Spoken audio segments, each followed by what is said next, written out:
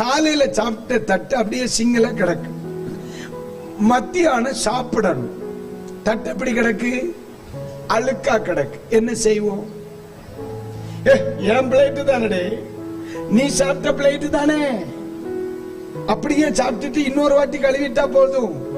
அழுக்கா சாப்பிட வேண்டியதானே? சாப்பிட மாட்டோம்ல. விவரம் உள்ளவன் சாப்பிடுவானா? ஏமா, நம்ம பிளேட்ல நம்ம சாப்பிட்ட தட்டை கழுகாம நம்மவே சாப்பிடுறது இல்ல. பழைய வாழ்க்கையில எப்படி ஆண்டவர் தம்முடைய கிருபையை ஊற்றுவார்? காலையில சாப்பிட்டு அழுக்கான ஒரு தட்டுல மத்தியானத்துல, இப்ப நானே வந்த உடனே டீ குடிச்சேன். அவங்க பாஸ்டர் எனக்கு ஊத்தி தந்தார். நான் டீ குடிச்சிட்டு கீழே வச்சேன். அவர் எடுத்துட்டு போனார். நான் மீட்டிங் முடிச்ச உடனே எனக்கு ஒரு டீ கொடுப்பாருன்னு வையே, நான் வந்த உடனே குடிச்ச அதே கப்பல கொடுத்தாலும் எப்படித்தான் கொடுப்பார்?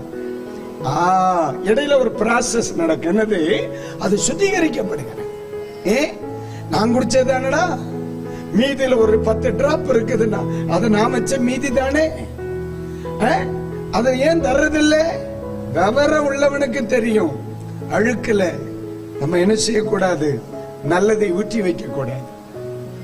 அப்ப ஆண்டவர் ஒரு மனுஷனுக்கு பரிசுத்த ஆவியின் அபிஷேகத்தை கொடுக்கணும்னா தன் ஆவி, ஆத்மா, சரீரத்திலே தன்னை பரிசுத்தத்திற்கு ஒப்பு கொடுத்தவனா இருக்கும்.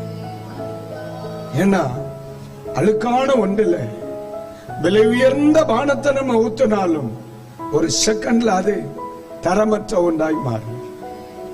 தரமற்ற ஒன்றாய் மாறும்.